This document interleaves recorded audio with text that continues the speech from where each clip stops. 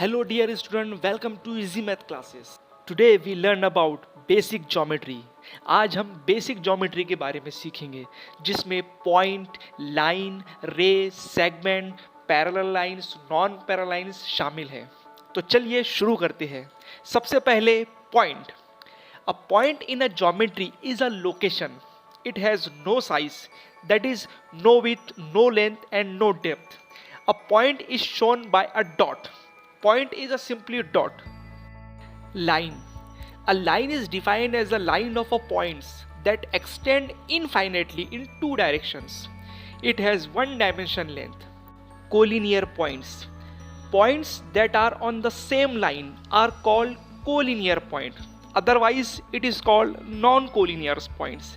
ऐसे पॉइंट्स जो एक ही लाइन में हैं उन्हें कोलिनियर्स पॉइंट्स कहते हैं और अगर वो एक लाइन में ना हो तो non collinear points. Segment.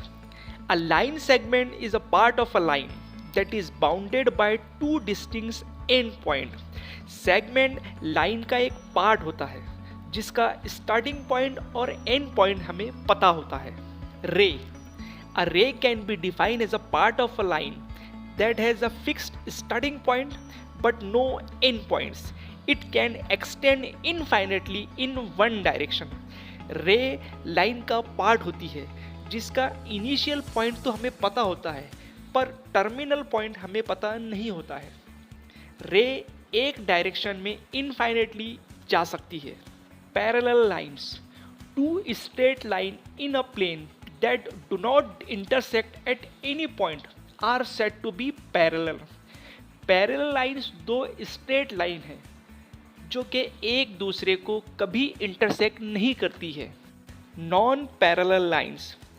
Two lines in a plane that intersect at any point are said to be non-parallel.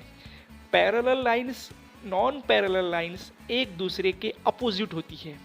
Parallel lines एक दूसरे को कभी इंटरसेक्ट नहीं करती है और नॉन पैरेलल लाइन एक दूसरे को इंटरसेक्ट करती है.